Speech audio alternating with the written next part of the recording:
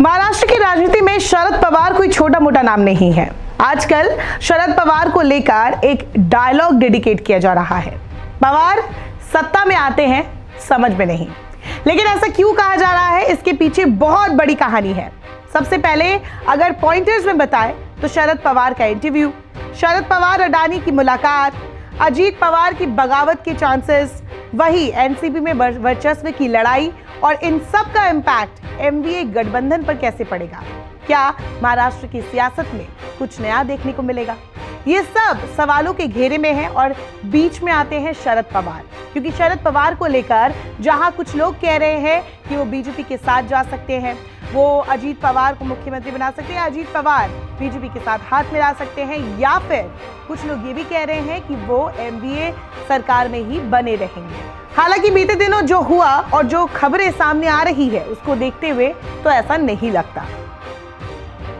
दरअसल जानकारी मिली है कि 1 मई को मुंबई में होने वाली महाविकास आघाड़ी की संयुक्त सभा को शरद पवार संबोधित नहीं करेंगे। इसके बाद खबर ये भी आ रही है कि महाविकास आघाड़ी की किसी भी आगामी संयुक्त रैली को शरद पवार संबोधित नहीं करने वाले। 14 मई को महाविकास आघाड़ी की पुणे में सभा होने वाली थी। अब उसकी तारीख भी आगे बढ़ाने की संभावनाएं जताई जा रही है। 2024 से पहले विपक्ष एकजुट दिख रहा है।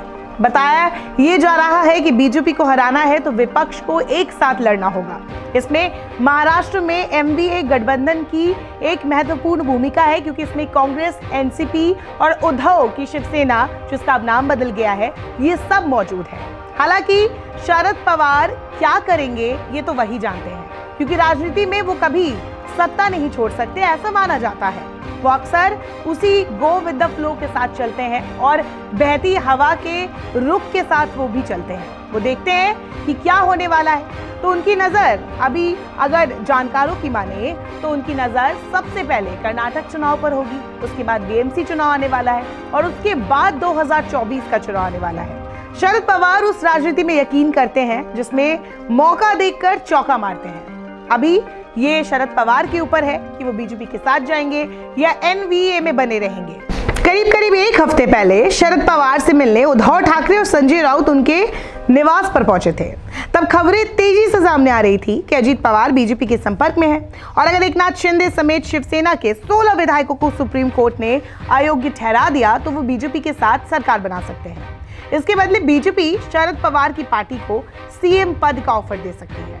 बता दें, शिंदे गुट के नेता नरेश मस्के की तरफ से दावा किया गया है कि उद्धव ठाकरे ने शरद पवार को ये कहकर एमवीए के आर्किटेक्ट और गाइड बने रहने के लिए मनाया कि महाविकास आघाड़ी अगर सत्ता में आती है तो मुख्यमंत्री पद का दावा नहीं करेंगे। शरद पवार को लेकर महाराष्ट्र के अलग अलग नेता अलग अलग बयान दे रहे हैं। संजय राउत ने सामना में यह दावा किया था कि उनकी बात हुई थी शरद पवार से और शरद पवार ने उनसे कहा था कि बीजेपी की तरफ से उन पर दबाव बनाया जा रहा है, लेकिन वो एमवीए गठबंधन के साथ बने रहेंगे। हालांकि संजय राउत के बाद शरद पवार ने भी और अजीत पवार ने भी ये सारी अटकलों को दूर किया कि वो बीजेपी के साथ मिलने वाले हैं, शरद पवार एमवीए में नहीं बने रहेंगे। शरद पवार ने अलग से इंटरव्यू दिया और अपने अडानी वाले इंटरव्यू पर, जिसमें उन्होंने कहा था कि जेपीसी की मांग की जरूरत नहीं है, उन्होंने कहा था कि पहले हम अपनी राजनीति के टाइम पर टाटा बिरला करते थे, अब अडानी और अंबानी किया जाता है, तो इसमें कोई बड़ी बात नहीं है। इन सारे इंटरव्यू के बाद भी शरद पवार ने क्लियर किया था कि ये उनका अपना पर्सनल ओपिनियन है और इसका गठबंधन से कोई लेना देना नहीं है। 2024 में विपक्ष एकजुट रहेगा। महाराष्ट्र में एमवीए गठबंधन को खतरा किससे है? अजीत पवार से।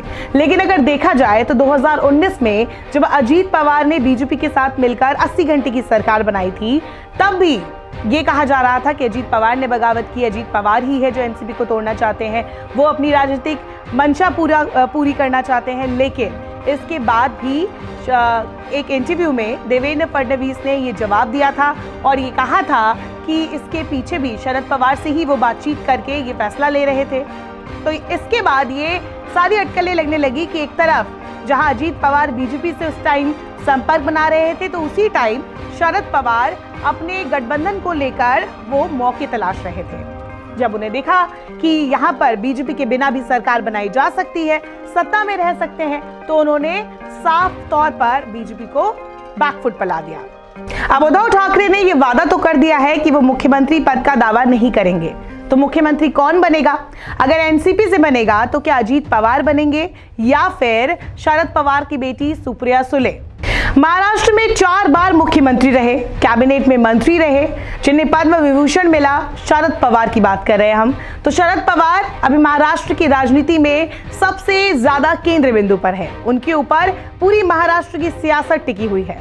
बीजेपी का क्या होगा और उद्धव की गुट का क्या होगा, ये सब कुछ शरद पवार पर डिपेंड करता है। और शरद पवार अभी गो विद द फ्लो के साथ चल रहे हैं, वो देख रहे हैं, समझ रहे हैं और आने वाले दिनों में उसी के हिसाब से फैसला ले सकते हैं। नमस्कार, मैं हूं मानक गुप्ता। अगर आपको हमारा ये वीडियो पसंद आया हो तो इसे लाइक और शेयर जरूर करें और हां, हमें सब्सक्राइब और फॉलो करना ना भूलें ताकि आप देश और दुनिया की कोई खबर मिस ना करें। तो जुड़े रहिए हमारे साथ और देखते रहिए न्यूज़ 24।